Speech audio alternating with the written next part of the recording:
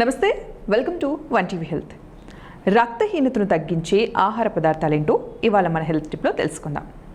శరీరానికి అవసరమైన మేరకు పోషకాలు తీసుకుంటేనే ఆరోగ్యం సక్రమంగా ఉంటుంది.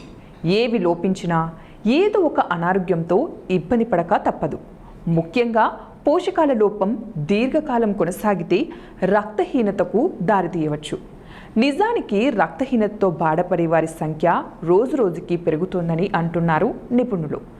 అందులోనూ పిల్లలలో రక్తహీనత ఎక్కువగా ఉంటుందని కూడా చెబుతున్నారు. ఈ రక్తహీనతకి అసలు కారణం ఆహారంలో ఇనుము లోపించడమే. మరి మనకి అత్యంత అవసరమైన ఆ ఇనుము ఏ ఏ పదార్థాలలో దొరుకుతుందో ఇప్పుడు తెలుసుకుందాం. ముందుగా పాలు, పెరుగు, తేనె, మాంసం, చేపలు, గుడ్డు సొన నుంచి ఇనుము ఎక్కువగా లభిస్తుంది. ఇంకా పండ్లలో అయితే అరటిపండు, యాపిల్, బత్తాయి, నిమ్మ, ద్రాక్ష, మామిడి, బొప్పాయి, దానిమ్మ వీటిలో ఎక్కువగా ఇనుము లభిస్తుంది.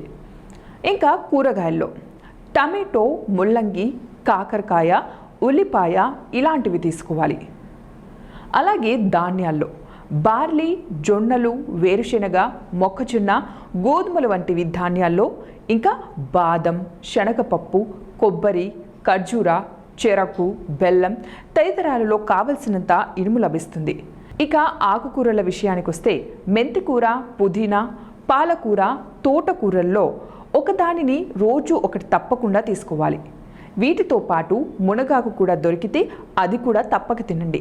ఎందుకంటే దాంట్లో కూడా కావలసినంత ఇనుము లభిస్తుంది. కాబట్టి వీటన్నిటిని తిన్నట్లయితే రక్తహీనత అనేది మీ దరి చేరకుండా ఉంటుంది. సో మరి ఇవ్వండి ఇవాల్టి టిప్స్. మరిన్ని టిప్స్ కోసం చూస్తూనే ఉండండి వన్ టీవీ హెల్త్.